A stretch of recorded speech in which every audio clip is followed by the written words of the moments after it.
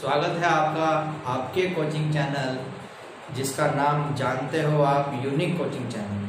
Friends, आज की जो हमारे लेक्चर है सर्वेइंग इंजीनियरिंग का, कल हमने कंप्लीट किया था एरर्स और उस पर होने वाले कुछ करेक्शंस। तो कुछ करेक्शंस जो बचे हुए हैं उनको कंप्लीट करते हैं और इसमें कुछ ऑफसेट के बारे में आज हम पढ़ेंगे और कुछ चैन सर्वेइंग जो हमारा चल रहा है इसको आज एंड करने की कोशिश करेंगे फ्रेंड्स, ताकि कल से हम कुछ ऑब्जेक्टिव इंपोर्टेंट क्वेश्चंस को सोल्व कर सके अपने चैन सर्वेइंग से रिलेटेड। ठीक है, तो स्टार्ट करते हैं सर्वेइंग इंजीनियरिंग। कल हमारा करेक्शन का टॉपिक चल रहा था, उसमें एक लास्ट करेक्शन और बचता है, corrections for absolute length. Absolute length के लिए करेक्शन, एब्सोल्यूट मतलब बिल्कुल सही निरपेक्ष लंबाई के लिए। मतलब ये हुआ कि अगर आप किसी 30 मीटर चैन के द्वारा कोई मेजरमेंट कर रहे हो और वो 30 मीटर की चैन कुछ डिस्टेंस को फाइंड करने के बाद आपको कुछ एक्स्ट्रा मिल रही है, मतलब मान लो कि कुछ ज्यादा फालतू मिल गई या कुछ कम मिल जाती है, तब सही लंबाई फाइंड करने के लिए हम इस फॉर्मूले को यूज करते हैं। फॉर्मूला क्या होता है फ्रेंड? फॉर्मूला होता है correct length into correct tape length. सही लंबाई और सही टेप की लंबाई बराबर होता है incorrect length into incorrect tape length. Incorrect tape length, ठीक है। Correct length into correct tape length equal to incorrect length into incorrect tape length. क्या मतलब है इस फॉर्मूले का, कैसे ये फॉर्मूला यूज होने वाला है, अभी एक न्यूमेरिकल करते हैं जिसके बेस पर आप इस कंडीशन को, इस फॉर्मूले को अच्छी तरीके से समझ पाओगे। ठीक है, तो देखते हैं क्वेश्चंस। तो ये क्वेश्चन है, इसमें ये क्या रहा है, measured length of a line was 250 metre. ये कह रहा है कि एक लाइन की लंबाई 250 मीटर मेजर की गई। कब? उसको 20 मीटर की टेप से जब मापा गया था तब वो 250 मीटर थी। बाद में इसे मापने के लिए जो टेप यूज की गई वो टेप 10 सेंटीमीटर लॉन्ग निकल गई, यानी कि 10 सेंटीमीटर एक्स्ट्रा निकल गई। अब देखो भाई, टेप की लेंथ मान लेते हैं कि L है, टेप की लेंथ हमारे पास 20 मीटर है, टेप की लेंथ हमने मान ली 20 मीटर है, लेकिन ये कह रहा है कि बाद में जब इस डिस्टेंस को मेजर किया गया तो ये 10 सेंटीमीटर एक्स्ट्रा निकली, तो ये 20 के बजाय 10 सेंटीमीटर और फालतू निकली। मान लेते हैं कि L डैश 20 तो हमारे पास ये है, ये इसमें 10 सेंटीमीटर इंक्रीज होगी और तो 10 सेंटीमीटर मतलब 0.10 मीटर में, तो आपको ये मिली 20.10 मीटर, इतने मीटर ये एक्स्ट्रा मिली। और ये कौन सी डिस्टेंस मेजर कर रही थी? ये डिस्टेंस मेजर कर रही थी 250। तो इसमें एरर आ गया होगा जब ये इस चैन से मेजर की गई। तो अब ये पूछ रहा है कि फिर करेक्ट लेंथ क्या होगी। अब करेक्ट ये नहीं रही, अब बताइए करेक्ट क्या होगी। ठीक है, ये तो करेक्ट तब थी जब इसको 20 मीटर से मापा, लेकिन जब इसको बाद में मापने के लिए हमने चैन यूज करी तो चैन ने हमें 10 सेंटीमीटर एक्स्ट्रा माप के दी। ठीक है, तो अब करेक्ट क्या होगी ये पूछ रहा है। तो इसी फॉर्मूले का यूज करते हुए आपको ये करेक्ट लेंथ निकालनी है। करेक्ट लेंथ ये क्या है दोस्तों, करेक्ट लेंथ निकालनी है। करेक्ट टेप लेंथ कितनी हमारे पास, करेक्ट टेप लेंथ है 20 metre equal to incorrect length कौन सी, इनकरेक्ट अब ये वाली जिसके ऊपर हम ये कार्य कर रहे हैं, यानी कि 250, और इनकरेक्ट टेप लेंथ कौन सी है, ये 20.10। समझिए, इस 20 को इसके अपॉन में ले जाओ, सोल्व करोगे यहां से तो करेक्ट लेंथ आपको मिल जाएगी। करेक्ट लेंथ, ये करेक्ट लेंथ लगभग आपकी सोल्व करने पर आ रही है 250.125 मीटर, 250.125 मीटर। अब देखो 250 मेजर कर रहा था, लेकिन एक्चुअल में कितनी है, 0.125 मीटर वॉट एक्स्ट्रा है। ठीक है फ्रेंड्स, तो ये क्वेश्चंस आई होप कि अब समझ में आया होगा आपको ये फॉर्मूला। अब चलते हैं नेक्स्ट टॉपिक पर अपने। नेक्स्ट स्टार्ट करते हैं। नेक्स्ट इसमें हमारा है कुछ बेसिक डेफिनेशंस हैं जो एग्जाम में आपसे पूछी जाती है। बेसिक इंपॉर्टेंट टर्म्स, कुछ बेसिक इंपॉर्टेंट टर्म्स हैं फ्रेंड्स जो एग्जाम में पुट अप किए जाते हैं, मोस्ट इंपोर्टेंट है, आपको याद रखना है। जैसे कि फर्स्ट है main survey station. Main survey station क्या होता है? ठीक है, मेन सर्वे स्टेशन क्या होता है याद रखो, अभी समझते हैं। एक अभी आपका आएगा, पहले इसको देखते हैं। मान लो फ्रेंड्स हमारे पास ये कोई ए पॉइंट है और इससे कुछ दूरी पर ये बी पॉइंट है। आप इस ए और बी पॉइंट को मेजर करना है। ठीक है, तो जो मेन सर्वे स्टेशन है, सिंपल ही बात है कि किसी भी सर्वे लाइन के बिगिनिंग और एंड पॉइंट हो सकते हैं। कोई भी सर्वे वर्क आप करोगे, जहां से स्टार्ट करोगे वो वाला पॉइंट और जहां एंड कर दोगे वो वाला पॉइंट मेन स्टेशन हो सकते हैं। तो यानी कि किसी भी सर्वे लाइन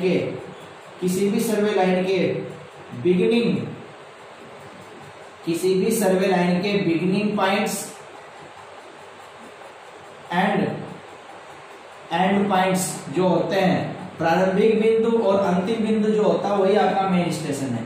तो मतलब इस पॉइंट को हम मेन स्टेशन कह सकते हैं, एमएस शॉर्ट में लिख रहा हूं मेन स्टेशन, और इस वाले पॉइंट को हम क्या कह सकते हैं? मेन स्टेशन कह सकते हैं। ठीक है, तो ये आप याद रखोगे कि मेन स्टेशन क्या होते हैं? किसी भी सर्वे स्टेशन की, किसी भी सर्वे लाइन का प्रारंभिक और अंतिम बिंदु होता है। नेक्स्ट हमारे पास यहाँ पर आता है टाई स्टेशन। टाई स्टेशन या इसको बोलते हैं सब्सिडरी स्टेशन। टाई स्टेशन या सब्सिडरी स्टेशन, ये क्या होते हैं दोस्तों? जब आप इस AB को मेजर कर रहे थे, सपोज करो कि इस ये AB की लेंथ हमारे पास 100 मीटर है। अब डायरेक्टली तो हम इसको मेजर नहीं कर सकते क्योंकि हमने 30 मीटर की चैन का प्रयोग करा है। तो हमने क्या काम करा, इस 100 मीटर को कुछ छोटे छोटे हिस्सों में बांटकर हमने इसका चैन को पूरा 100 मीटर की डिस्टेंस को कंप्लीट किया। तो इसे 100 मीटर की डिस्टेंस को कंप्लीट करने के लिए इस लाइन पर जो आप बीच में छोटे छोटे स्टेशन मानते हुए जा रहे होंगे, तो वह छोटे छोटे स्टेशन ही फ्रेंड्स हमारे टाई स्टेशन कहलाएंगे। इन्हीं को बोलते हैं टाई स्टेशन। ठीक है, और जो ये पूरी लाइन है AB, ये पूरी जो लाइन है AB, ये AB लाइन हमारी कहलाती है सर्वे लाइन, यानी कि the line between two survey station. दो सर्वे स्टेशन के बीच की जो लंबाई होती है, जो लाइन होती है, वही हमारी सर्वे लाइन है। ठीक है, तो टाई स्टेशन समझ पाया? टाई स्टेशन क्या है? मेन सर्वे लाइन पर पड़ने वाले स्टेशन। ठीक है, मेन सर्वे लाइन पर पड़ने वाले स्टेशन हमारे क्या कहलाएंगे? Tie station. Main survey line पर पड़ने वाले स्टेशन सर्वे स्टेशन कहलाते हैं। ठीक, अब देखो, अब जो ये पॉइंट आपको मिल रहे हैं, इन पॉइंट को नाम दिया जाता है टाई स्टेशन का। ठीक है, और ये भी टाई स्टेशन होगा, ये भी टाई स्टेशन होगा, ये भी टाई स्टेशन होगा। दो टाई स्टेशनों के बीच की जो ये लाइन है, इसको फ्रेंड्स कहा जाता है टाई लाइन। दो टाई स्टेशन के बीच की जो लाइन है, टाई लाइन। तो देखोगे यहाँ पर, तो टाई स्टेशन समझ में आ गया। मेन सर्वे स्टेशन पर पड़ने वाले स्टेशन टाई स्टेशन कहलाते हैं। किसी भी लोकल मेजरमेंट की हेल्प से हम इनको फिक्स कर सकते हैं। किसी भी लोकल मेजरमेंट की हेल्प से इनको हम फिक्स कर सकते हैं, याद रखना। ठीक है, तो आप लिख सकते हो tie station between the chain line. Chain line के, सर्वे लाइन के बीच के स्टेशन होते हैं टाई स्टेशन। ठीक है, तीसरा पॉइंट आपने लिखा टाई लाइन। टाई लाइन क्या है? टाई लाइन क्या हुआ भाई? टाई लाइन हुआ दो टाई स्टेशन को मिलाने वाली लाइन। तो टाई लाइन हुई यहां पर दो टाई स्टेशन को मिलाने वाली line. To connect to tie station. ठीक है, दो टाई स्टेशन को मिलाने वाली लाइन क्या कहलाएगी? टाई लाइन कहलाएगी। Clear friends? नेक्स्ट हमारे पास आता है survey line. Next number 4, survey line. Survey line ये दो मेन स्टेशन को मिलाने वाली लाइन। ठीक है, आप क्या सकते हो? Main survey to connect main survey station. कि वह लाइन जो मेन सर्वे स्टेशन को कनेक्ट करती है वो सर्वे लाइन, यानी कि एबी लाइन की अगर बात करें तो वो क्या है, आपकी सर्वे लाइन है, क्योंकि ए आपका मेन स्टेशन है, बी आपका मेन स्टेशन है। ए से बी को मिलाने वाली जो लाइन है वही आपकी क्या होगी, सर्वे लाइन होगी। टाई लाइन होगी जो टाई स्टेशन को मिला रही होगी, और टाई स्टेशन में होंगे जो मेन सर्वे लाइन के ऊपर पड़ रहे होंगे। ठीक है, ये आपको याद रखना है। नेक्स्ट यहां पर आता है नंबर 5,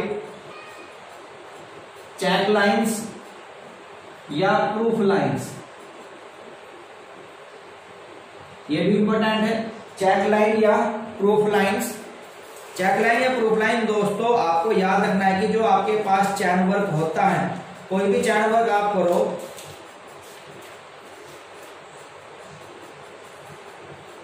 कोई भी चैन वर्क चैनिंग कार्य आप करो, चैनिंग कार्य के लिए जो आपके पास फील्ड होगा, उसका जो एरिया होगा, उस एरिया को नेटवर्क ऑफ ट्राई एंगल में डिवाइड करके किया जाता है। आप याद रखोगे, ये आपके लिए एक नोट है कि जो चैनिंग कार्य हम करते हैं वो किस प्रिंसिपल पर कार्य करता है। तो चैनिंग वर्क आप याद रखोगे, चैनिंग work based on network of triangle. चैनिंग work network of triangle के प्रिंसिपल पर कार्य करता है, यानी कि पूरे एरिया को छोटे छोटे ट्राइंगल में हम उसको डिवाइड कर देते हैं, तब हम चैनिंग कार्य करते हैं, तो वो नेटवर्क ऑफ ट्राइंगल पर कार्य करता है। ठीक है, ये लाइन आप याद रखोगे। तो क्वेश्चन ये कि फिर ये चेक लाइन या प्रूफ लाइन क्या है। चेक लाइन या प्रूफ लाइन होता है कि नेटवर्क ऑफ ट्राइएंगल की एक्यूरेसी को जानने के लिए, शुद्धता कि कितनी शुद्धता उस कार्य में है, कितनी एक्यूरेसी उस कार्य में है, उसे चेक करने के लिए ही हम प्रूफ लाइन या चेक लाइन का प्रयोग करते हैं। तो आप यहां लिख दोगे to check the accuracy of main survey framework network of triangle. Main survey framework जो आपके पास है, कि पूरा एरिया जो है उसमें जो ट्रायंगलों का नेटवर्क आपने बनाया है, उसकी एक्यूरेसी को जानने के लिए ही चेक लाइंस या प्रूफ लाइंस का प्रयोग हम यहाँ पर करते हैं। ठीक है फ्रेंड्स, तो ये पॉइंट आप याद रखोगे। तो ठीक है फ्रेंड्स, याद रखोगे कि चेक लाइन या प्रूफ लाइन क्या होती है। जो हमारे पास चैनिंग का एरिया होता है वो नेटवर्क ऑफ ट्रायंगल के प्रिंसिपल पर कार्य करता है। अब उस नेटवर्क ऑफ ट्रायंगल के प्रिंसिपल को कितनी एक्यूरेसी के साथ आपने यूज किया, उसे जानने के लिए ही चेक लाइन या प्रूफ लाइन का यूज किया जाता है। ठीक है, तो नेक्स्ट डेफिनेशन हमारे पास यहाँ पर आती है। नेक्स्ट आती है हमारे पास यहाँ पर friends base line. Base line most important है, ये पीछे भी हमने पढ़ चुके हैं जब एनवार टैप मेजरमेंट में यूज हो रही थी बेस लाइन। बेस लाइन क्या होता है फ्रेंड, ये एक लॉन्ग लाइन है, याद रखोगे it is a long line. यह एक लॉन्ग लाइन है which pass through the middle which pass through the middle of survey. यह एक लॉन्ग लाइन होती है जो किसी भी सर्वे के मिडिल से गुजरती है। याद रखो कि यही डेफिनेशन एग्जाम हो जाती है कि जो किसी भी सर्वे के मिडिल से गुजर रही हो उस लाइन को क्या नाम देते हैं, तो उसको कहा जाता है बेस लाइन। ठीक है, कोई भी फ्रेमवर्क आप कर रहे हो तो सभी के सभी बिल्टअप होते हैं आपके बेस लाइन के ऊपर ही। The framework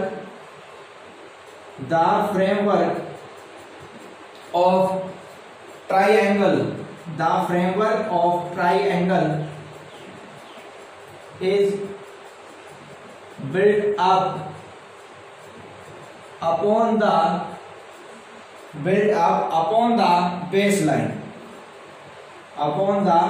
baseline।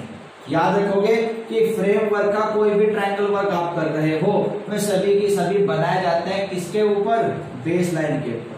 ठीक है। तो बेस लाइन एक इस प्रकार की लाइन है जो किसी भी सर्वे के मिडिल पोर्शन से पास हो रही है, उसी को हम बेस लाइन बोलते हैं। ठीक है फ्रेंड्स, नेक्स्ट डेफिनेशन हमारे यहाँ पर आती है। नेक्स्ट डेफिनेशन है आपका प्रीसिशन। प्रीसिशन एक होती है प्रीसिशन फ्रेंड्स और एक होती है एक्यूरेसी। एक्यूरेसी दोनों में क्या डिफरेंस है ध्यान से समझना। प्रीसिशन का वर्क क्या है कि बहुत ही बहुमूल्य कार्य आप कर रहे हो, तो बहुमूल्य कार्य करने के लिए, लागत भरे कार्य करने के लिए आप किसी इस प्रकार के इंस्ट्रूमेंट को यूज करोगे जो हाई एक्यूरेसी रखता हो, अच्छा इंस्ट्रूमेंट हो। आप इस प्रकार की लेबर को यूज करोगे जो पढ़ी लिखी लेबर हो, एक्सपीरियंस लेबर हो, स्किल्ड लेबर हो। ठीक है, तो जिस कार्य में आपने स्किल्ड लेबर और हाई इंस्ट्रूमेंट का यूज किया हो, ठीक है, याद रखना, if use high instrument and skilled labor in any survey work। ठीक है फ्रेंड, जिस कार्य में हाई इंस्ट्रूमेंट और स्किल्ड लेबर का यूज किया जाता है उसे then is known as degree of perfection. याद रखोगे, जिस कार्य में आपने हाई इंस्ट्रूमेंट और स्किल्ड लेबर का प्रयोग किया है उसको डिग्री ऑफ प्रीफेक्शन बोलते हैं। जिस हिंदी में बोल रहा हूं मैं, जिस सर्वे में आपने हाई इंस्ट्रूमेंट या स्किल्ड लेबर का यूज किया हो उसे डिग्री ऑफ प्रीफेक्शन कहते हैं। अब बात आई प्रिसीशन की, तो फिर प्रिसीशन क्या हुआ? तो अब आप ये कह सकते हो कि जिस कार्य में आपको डिग्री ऑफ परफेक्शन रखा है, जिस कार्य में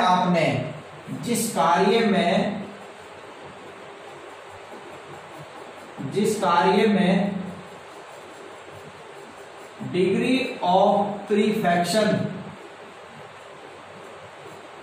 हो, जिस कार्य में डिग्री ऑफ परफेक्शन हो उसे प्रीसिशन कहते हैं। प्रीसिशन कहते हैं। आई बात समझ में? नहीं आई दोबारा सुनोगे। अगर अभी भी समझ में नहीं आई तो एक डेफिनेशन और देखो, फिर समझ में आ जाएगी। ठीक है, फिर समझ में आपके आसानी से आ जाएगी। हम क्या काम करना चाह रहे हैं, एक ऐसी रीडिंग का मेजरमेंट कर रहे हैं जो अपने ही आसपास आती हो। मान लो हमारे पास कोई 20 मीटर की रीडिंग है, हम इसे मेजर कर रहे हैं और मेजर करने पे ये अपने ही आसपास आ रही है, तो ऐसी वैल्यू प्रिसिशन कहलाती है। तो जो रीडिंग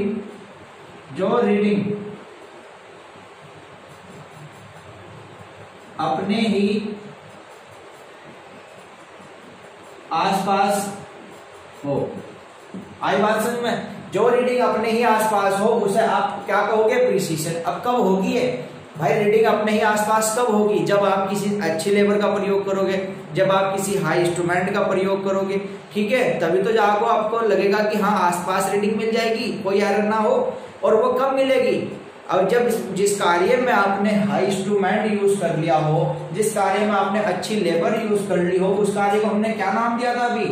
डिग्री ऑफ परफेक्शन का। तो मैंने यही तो कहा, जिस कार्य में आपने डिग्री ऑफ परफेक्शन रखा हो वो प्रिसिशन है, या जो अपने आसपास आ रही हो वो प्रिसिशन है। तो याद रखना दोस्तों, प्रिसिशन में क्या वैल्यू होती है? जो रीडिंग अपने ही आसपास आती है उसको प्रिसिशन कहा जाता है।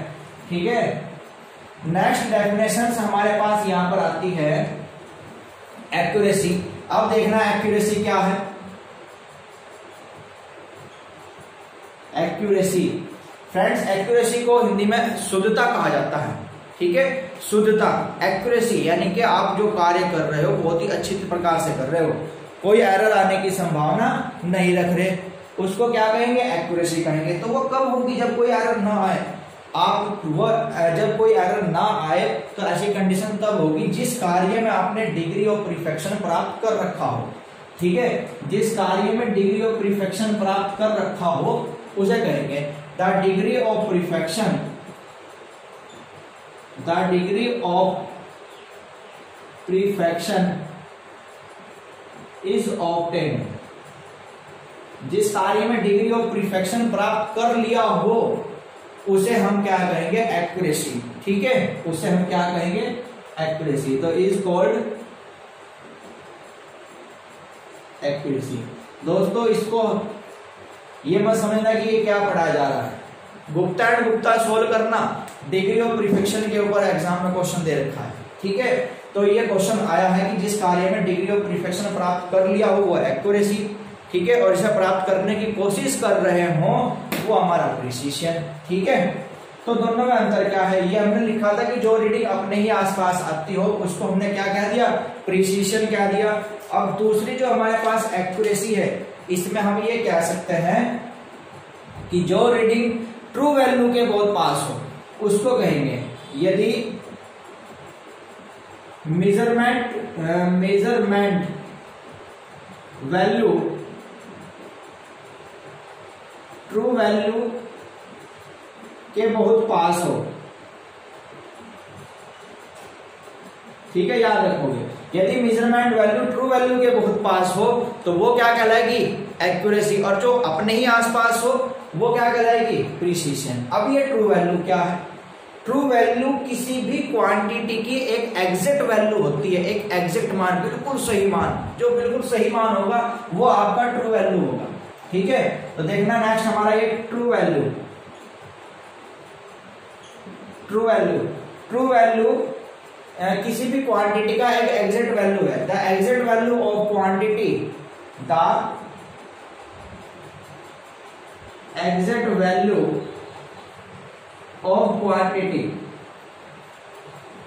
किसी भी क्वांटिटी का जो एग्जैक्ट वैल्यू है उसी को हम क्या कहेंगे, ट्रू वैल्यू। याद रखना, the exact value of quantity is known as true value. क्या ऐसा हो सकता है कि हम ट्रू वैल्यू फाइंड कर लें? नहीं। देखो, ट्रू वैल्यू एक आइडियल कंसेप्ट है, इसको हम फाइंड किसी भी मेजरमेंट के थ्रू फाइंड नहीं कर सकते। तो आपको याद रखना है true value is a ideal concept, एक आदर्श संकल्पना है। We can not get true value with any measurement. ठीक है फ्रेंड्स, ट्रू वैल्यू एक आइडियल कंसेप्ट है, इसको हम किसी भी मेजरमेंट की हेल्प से फाइंड नहीं कर सकते। ठीक है, तो ये हो क्या रहती है आपकी एक्यूरेसी, ट्रू वैल्यू और आपका प्रिसीशन। इसी में एक वैल्यू और आती है, इसे भी समझोगे। इन्हीं में एक वैल्यू आएगी आपकी most probable value, most probable value, इसको शॉर्ट में लिख देते हैं MPV, most probable value MPV. अब ये एमपीवी क्या है इसको भी देखना। देखो, मोस्ट प्रोबेबल वैल्यू एमपीवी उस वैल्यू को कहा जाता है जो ट्रू वैल्यू के बहुत ही पास आने के चांस रखती हो। मान लो आपके पास ये कोई ट्रू वैल्यू है, ये हमारे पास एक ट्रू वैल्यू है, और आपने कोई रीडिंग मेजर करना शुरू किया, आपने कोई रीडिंग शुरू की, वो यहाँ के रुकी, आपने दोबारा किया होगा वो यहाँ के रुकी, और आपने डाटा लिया वो यहाँ के रुक गया। ठीक है, तो आप देख रहे हैं कि इन तीन डाटाओं में से जो तीसरा डाटा है ये ट्रू वैल्यू के बहुत पास है, तो ये ट्रू वैल्यू के बहुत पास जाने की कोशिश कर रहा है, तो यानी कि इसके ट्रू बनने की संभावना पूरी है। तो जो वैल्यू ट्रू वैल्यू के बहुत ही पास आने का चांस रखता हो उसको मोस्ट प्रोबेबल वैल्यू कहेंगे। ठीक है, याद रखना। अब देखो, अगर एरर निकाल ले भाई, ये वैल्यू और इन दोनों को कंपेयर करें तो इसमें एरर ज्यादा है, इसमें यहां तक का एरर है और इसमें केवल ये वाला एरर है, तो ये ज्यादा पास है ना ट्रू वैल्यू के। ठीक है, तो आप इसमें ये कहोगे कि मोस्ट प्रोबेबल मेजरमेंट की वह वैल्यू होती है जिसके ट्रू वैल्यू के पास आने के चांस ज्यादा हो।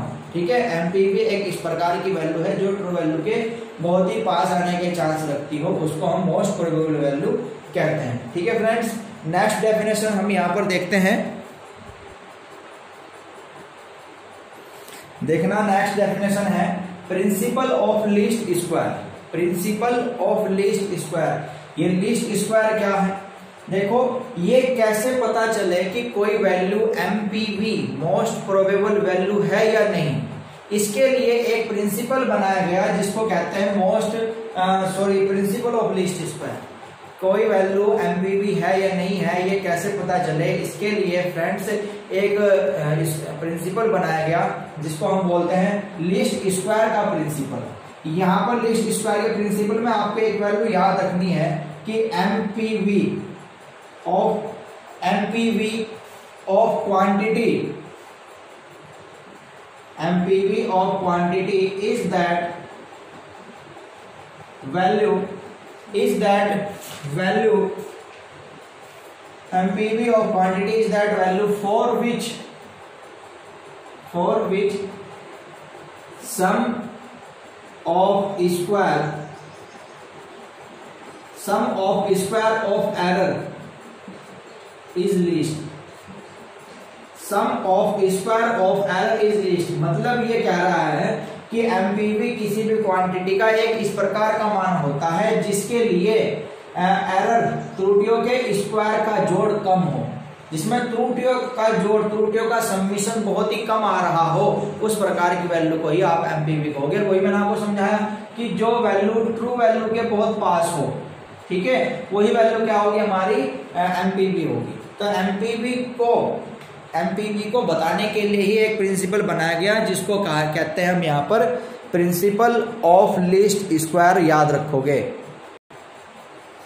तो नेक्स्ट है फ्रेंड, याद रखोगे well conditioned triangle. Well conditioned triangle friends एक इस प्रकार का ट्रायंगल होता है जिसमें एंगल्स 30 डिग्री से लेस हो और 120 डिग्री से ग्रेटर हो। जिसमें एंगल्स 30 डिग्री से कम और 120 डिग्री से ज्यादा हो, उसको वेल कंडीन्ड ट्रायंगल कहते हैं। या एक इस प्रकार का ट्रायंगल है, a triangle is said to be well conditioned. एक ट्रायंगल को तब वेल कंडीन्ड कहा जाएगा यदि इट कैन बी प्लॉटेड, यदि इसको प्लॉट हाई एक्यूरेसी के साथ किया गया हो by the section of arc, किसी भी आर्क के सेक्शन के द्वारा from the ends of baseline, baseline के एंड से किसी बेसलाइन के एंड से किसी भी सेक्शन के आर्क द्वारा हाई एक्यूरेसी के साथ बनाया गया जो एंगल है वही आपका वेल कंडीन्ड एंगल है। और जिसके एंगल 30 डिग्री से कम होते हैं और 30 डिग्री से कम व 120 डिग्री से ग्रेटर ना हो, ये ग्रेटर ना हो, वो हमारा क्या कहलाएगा दोस्तों, वेल कंडीन्ड। ऐसे एक पॉइंट आपसे और पूछ लिया था, Nadar point.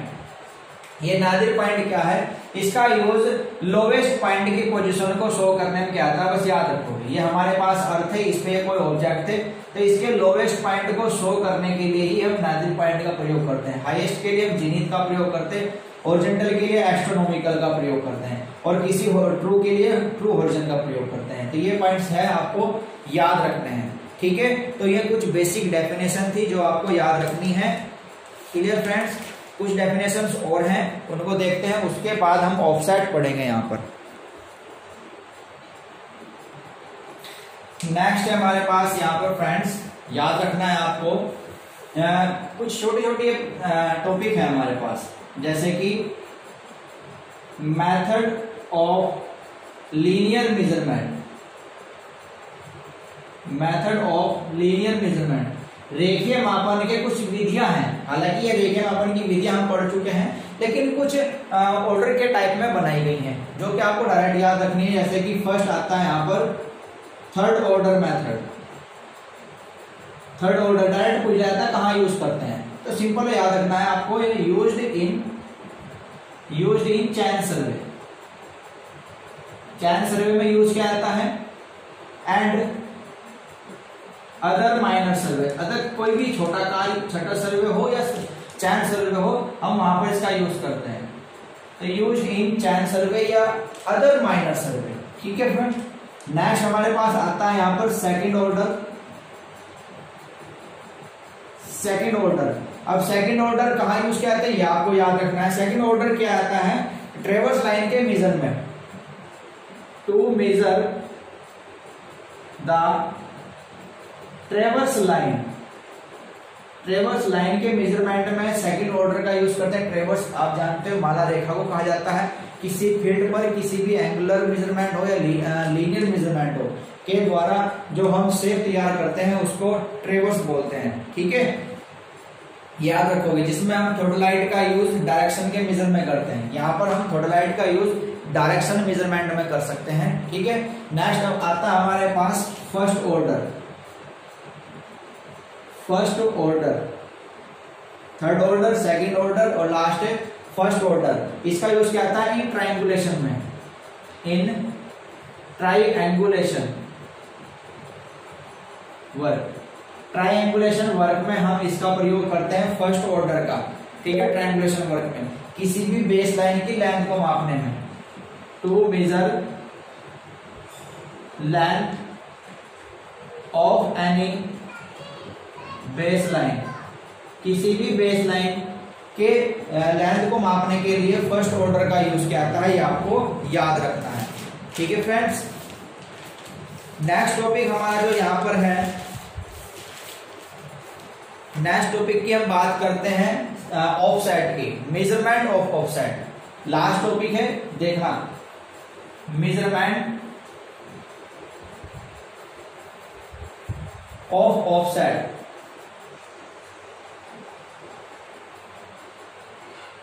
Measurement of offset, offset का मापन कैसे करते हैं। फ्रेंड पहले तो बात करते हैं कि ये ऑफसेट ही क्या होता है, ऑफसेट क्या होता है। ठीक है, ऑफसेट अगर आपसे पूछ लिया जाए कि ऑफसेट क्या है तो आप कैसे डेफिनेशन दोगे, तो आपको याद रखना है offset in surveying, offset in surveying are small measurement, offset in surveying are small measurement from chain line, from chain line. याद रखोगे, कोई भी आपके पास चेन लाइन है, ये मेन सर्वे लाइन है या मेन चेन लाइन है, याद रखोगे ये आपके पास कोई चेन लाइन है या इसी में टाई लाइन भी पड़ती है तो टाई लाइन बोल सकते हो। किसी भी मेन चेन लाइन या टाई लाइन पर या उसके रिफरेंस में ड्रॉ की गई जो लेटरल डिस्टेंस होती है, ड्रॉ की गई लेटरल डिस्टेंस को ही हम ऑफसेट कहते हैं। ठीक है, ड्रॉ की गई लेटरल डिस्टेंस को ही हम ऑफसेट कहते हैं। मतलब ये हुआ, आपके पास एक तो होती है लॉन्गिट्यूडिनल लाइन, जिस दिशा में आपकी लाइन बढ़ रही हो उसी में आप मेजर करते हुए जा रहे हो। एक होती है लेटरल लाइन कि जो जिस दिशा में हमारी लाइन बढ़ रही है उसके परपेंडिकुलर अगर हम माप रहे हैं, मान लो कि कुछ यहाँ पर पॉइंट था, हमने ये डिस्टेंस ले ली, और यहाँ पॉइंट है इसकी ये डिस्टेंस ले ली, ऐसे परपेंडिकुलर लाइन आप ड्रॉ कर रहे हो तो ये आपके ऑफसेट को शो करते हैं। ये सब क्या है, ऑफसेट। फाइनली ऑफसेट जो परपेंडिकुलर की एक लेटरल डिस्टेंस होती है, ठीक है, और बहुत ही स्मॉल मेजरमेंट को ये फॉलो करता है। तो आज की नेक्स्ट डेफिनेशन ये भी दे सकते हो कि ऑफसेट किसी भी सर्वे लाइन या टाई लाइन या चेन लाइन से लिए गए लेटरल मेजरमेंट को कहा जाता है। ठीक है, लेटरल मेजरमेंट को कहा जाता है। तो आप कहोगे it is A lateral measurement, it is a lateral measurement from any survey line या चैन लाइन या इसको आप कह सकते हो टाई लाइन। किसी भी टाई लाइन, किसी भी चैन लाइन, किसी भी सर्वे लाइन से लिए गए लेटरल मेजरमेंट को, ये वाला मेजरमेंट फ्रेंड्स लेटरल मेजरमेंट है। लेटरल, अगर आप इस दिशा में बढ़ रहे हो तो ऐसे लिया गया मेजरमेंट लेटरल मेजरमेंट, तो लेटरल मेजरमेंट ही आपका ऑफसेट होगा। याद रखना हमेशा मिनिमम लेटरल मेजरमेंट को क्या कहेंगे, हम कहेंगे ऑफसेट, क्योंकि मिनिमम का नाम मैंने क्यों लिया है, लिखा हुआ जो स्मॉल मेजरमेंट आप चैन लाइन से ले रहे हो वही आपका क्या है, ऑफसेट। ठीक है, और स्मॉल मेजरमेंट भी ये किस रूप में, लेटरल मेजरमेंट के रूप में। ठीक है, लेटरल मेजरमेंट के रूप में हम इसको पढ़ते हैं। अब हमारे पास जो ऑफसेट है, ये ऑफसेट हमारे पास टू टाइप के होते हैं। First offset perpendicular offset, perpendicular offset, and second is inclined offset, inclined offset. Perpendicular offset और इंक्लाइंड ऑफसेट, लंबवत खसका और तिर्यक खसका, दो प्रकार के ऑफसेट होते हैं ये। ठीक है, कैसे होंगे, क्या ये बता रहे हैं हमें देखना। जो परपेंडिकुलर ऑफसेट है ये आपका, ये सबसे कम लेटरल मेजरमेंट को सपोर्ट करता है। बस इसमें तो इतना याद रखोगे।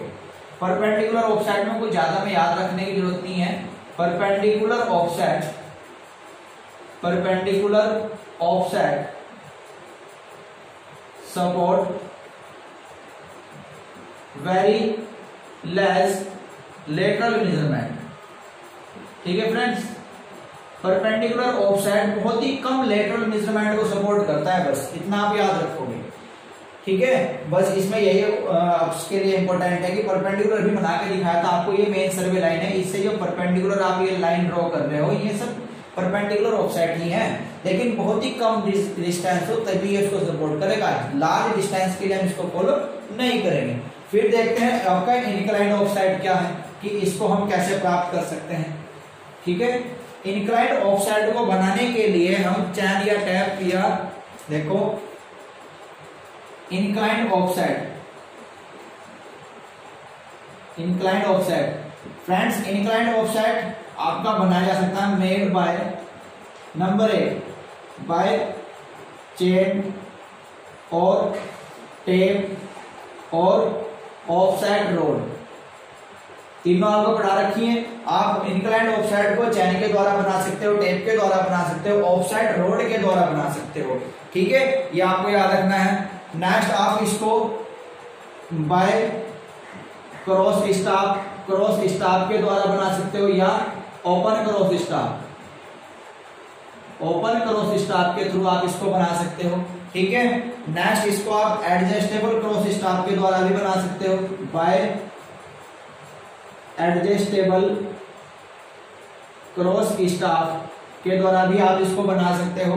नेक्स्ट ऑप्टिकल स्क्वायर के द्वारा भी आप इसको बना सकते हो, बाय ऑप्टिकल स्क्वायर, और इसको आप प्रिज्म स्क्वायर के द्वारा भी बना सकते हो, बाय प्रिज्म स्क्वायर।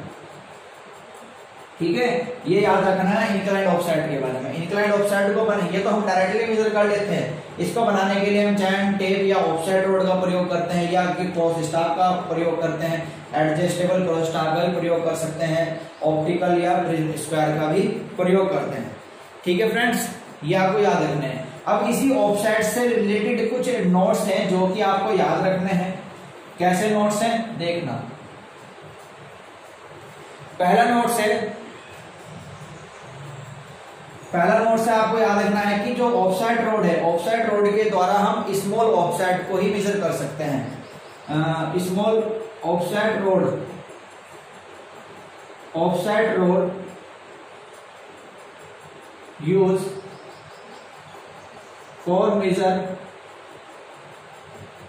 या ये कह सकते हो फॉर स्मॉल मेजरमेंट। ठीक है फ्रेंड, याद रखोगे ऑफसेट रोड्स का यूज केवल स्मॉल मेजरमेंट के लिए ही किया जाता है। Note number 2, limiting length of offset, offset की सीमांत लंबाई, ऑफसेट की सीमांत लंबाई। देखोगे मान लो आपके पास कोई हॉरिजॉन्टल लाइन है और ये इसकी एक परपेंडिकुलर लाइन, और इस पर आपने कोई इंक्लाइंड ऑफसेट बनाया। मतलब ये हुआ कि आप कोई परपेंडिकुलर ऑफसेट ड्रॉ करना चाह रहे हो। ध्यान से सुनना, माना कोई परपेंडिकुलर ऑफसेट ड्रॉ करना है और उस ऑफसेट की लेंथ स्मॉल एल है और उस ऑफसेट में कुछ एरर मिल गया आपको, वो एरर मान लिया हमने ई।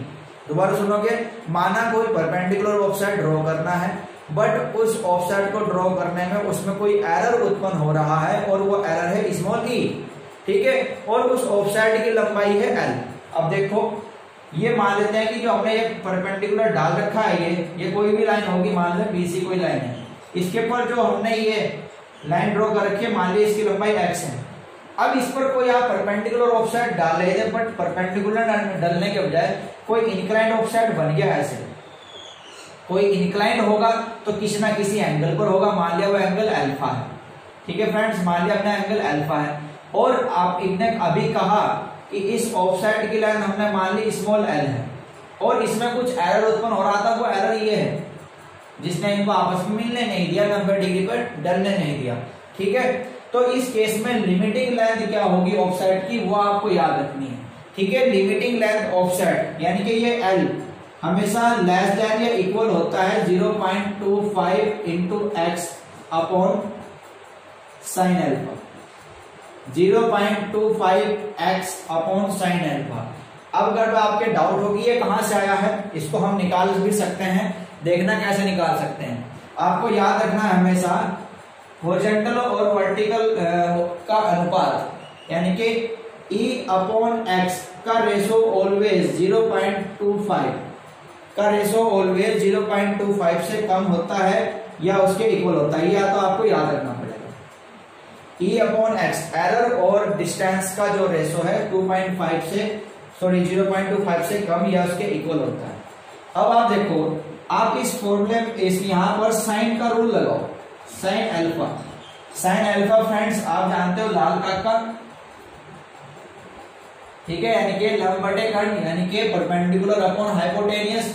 तो परपेंडिकुलर अपॉन हाइपोटेनियस क्या होगा, परपेंडिकुलर आपका एरर और हाइपोटेनियस क्या होगा यहाँ पर बताओगे, हाइपोटेनियस होगा यहाँ पर ये एल।